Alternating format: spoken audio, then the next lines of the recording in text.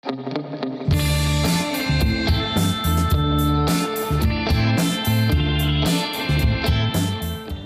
í föstudagsþáttinn. Virpi Jokkunen skipuleggjari og það starf. Velkomin Virpi. Takk. Þú ert skipuleggjari og maður hefur nú kannski ekki heyrt af þessu starfi hérna á Íslandi mikið, en þetta alls ekkit einhver ný bóla, þetta búið að vera til. Já, þetta hefur verið til frá því 1980 eitthvað og fundið upp í Bandaríkjunum. Já. Og þetta sem starf sem að finna víða um. Og núna kannski fyrst á Íslandi, eða hvað, heldur þú sett ekki fyrsti skipuleggjari? Ég nefnilega tel að ég sé fyrsti svona vottaði skipuleggjendur starfandi á Íslandi, allavega svo ég viti til. Þetta ákveðið frumkvöðla starf, myndi ég segja, það ekki? Frumkvöðla starf, Já, kannski. En leið þín inn í þetta starf, hún kannski ekki alveg augljós, eða hvað? Þú fórst í Listaháskólann, eða ekki? Jú, ég með myndlistarmenntun Já. og ég með leiðsögupróf, ég leiðsögumaður og ég hef starfað sem verkefnisstjóri og síðast sem skipulagstjóri hjá Íslensku óperunni. Ég hef búin að starfa við ýmislegt. En ég hef alltaf verið þessi típa sem að finnur sig ekki alveg. Það er engin menntun sem að hefur einhvern veginn. Það er aldrei bingo. Nei, það er aldrei bingo hjá mér. Nei. Það er rétt. En með þessu, að þá allt inni fann ég að hérna er eitthvað sem mér finnst rosalega gaman að gera og sem að ég bara held fram að ég er svolítið góð í. Já. Og ég nýt þessu. Ég fæ endalaust út úr þessu. Þú þurftir svona að fara smá leið til að láta þetta gerast. Þú fórst á námskeið hjá Nýsköpunarmiðstöð, það ekki? Já. Eða brautargengisnámskeið. Og svona, og fórst þú fyrstur vottun hann í Finnlandi. Já. Og nú ertu bara með þetta fyrirtæki og getur þú sagt okkur aðeins í hverju það felst? Það nefnilega felst ekki í því endilega að koma og taka til hjá fólki. Nei, þetta nefnilega felst alls ekki í því. Þetta felst í því að heimili nú til dags og hvernig við eigum mjög margt, flestir, ekki allir, en mörg okkar, við eigum mjög mikið.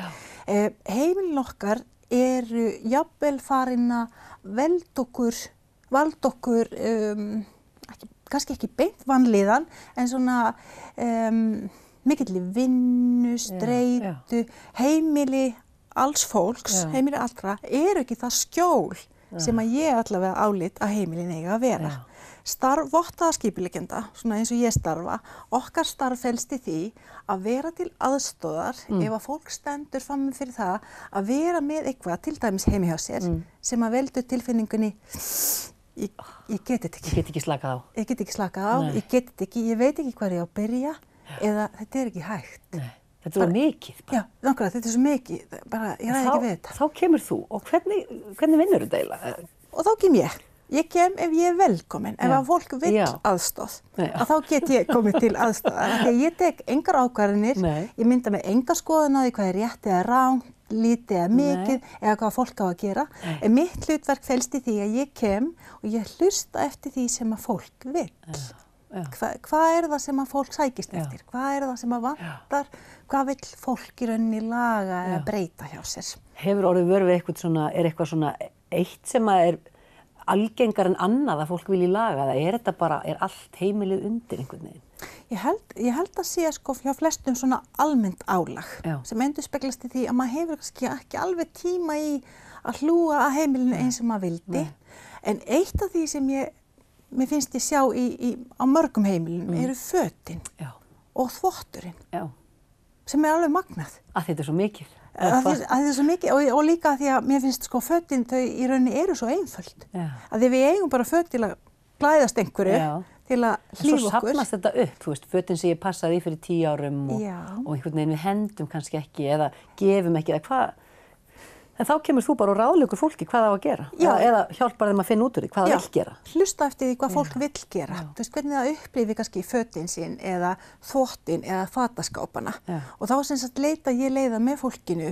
Hvað er það sem hún myndir frekar vilja eða hvers konar breytingu viltu sjá gerast. Og það er dásamlegt að sjá hvað er hægt með í rauninni mjög einföldum svona kúnstum eða leiðum og lausnum að breyta til dæmis bara akkurat þessa umferð þvottar inn á heimilum og fataskápum og bara að heyra í fólki og þú veist þessa léttir sem við upplifum þegar fataskápurinn er farin að fungera. Það er alveg dásamlegt. Og er það ekkert endilega alltaf að fólk þurfa að losa sig við? Er það stundum bara brjóta saman og raða eða kaupa sér einhverjar hirslur eða það bara mjög misjafnt? Það nefnilega mjög sjaldan að maður þurfi að kaupa sér nokkuð hirslur. Og það er eitt af því sem ég ráði fólki að gera ekki. Ekki byrja á því að fara út í búð og kaupa fleiri kassa. Meira dót. Já, meira dót og fleiri kassa. Það ekki málið. Af því að þegar þú ert búin að gera ákveðið, þá áttu nóg að kössum. Það bara svoleiðis. Allt í einu bara eru lausir kassar. En þetta rauninni mikið, velst mér varandi dæmis tökum fataskápana. Mér finnst þetta mikið vera fólki í því að hugsa skápana þannig að fataskápurinn, það inniheldur fötin sem þú vilt nota í dag. Ég er að hugsa minn fataskáp, það er stór fataskápur og þegar ég flutti í þetta rými, þá var ég svo glöð að því hann er svo breiður og skúffurnar eru svo breiðar. En Jesús Pétur, óreiðan í skúffunum, hún er skelfileg. Og það ægir öllu saman. Það er ekki einu sinni raðað í þessar 3 hæðir, það er bara allstaðar. Það er ekki skemmtilegt, María. Nei, einmitt. En þannig akkurat, þú ræður, þú veist. Þannig var alveg flötur til að einfalda líf sitt með einhverjum einföldum aðgerðum. Nákvæmlega, þannig komstu. En hvað með flokkun á, nú er þetta plastið og pappirinn, er fólk ekkert að bugast yfir því öllu?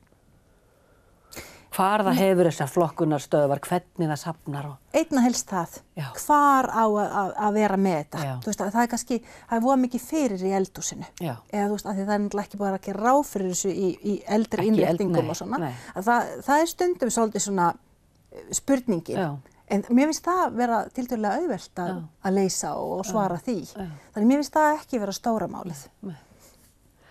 Þannig að þetta snýst þetta og er það heimili sem er það fólk bara á heimili sem leita mest til þín eða er þetta líka kannski fyrirtæki? Þjónaru líka fyrirtæki? Já, ég býð upp á skipulagsaðstoð fyrir einstaklinga og minni fyrirtæki.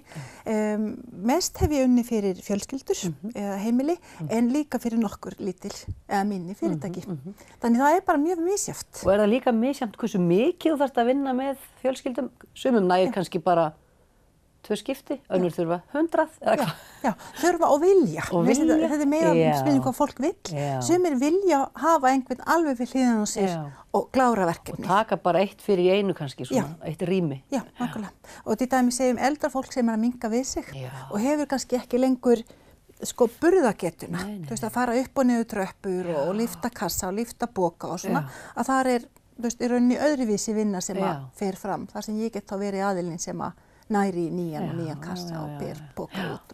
Þetta getur verið alveg svolítið mikið verkefni. Já. Marga daga. Já, marga daga og það er eitt af því sem ég mæli með að fólk hugsi úti, að gefa sér góðan tíma. Það er örugglega hægt að taka til í bílskúrnum yfir eina helgi, en ég hef aldrei getað það. Þannig ég mæli með að gefa sér góðan tíma. Já. Og ef fólk vil kynna sér þetta, komast í samband við þig, hvert snýr það sér? Það er heimasíða á réttrihilli.is. Á réttrihilli.is. Og það er hægt að vinna með á Facebook líka. Senda tölvupost, hringja eða messenger skilaboð. Og ertu á réttri hilli núna í lífinu? Ég er algjörlega á réttri hilli. Frábært, takk kærlega fyrir komuna í föstudagsþáttinn og gangi þér vel. Takk fyrir, takk.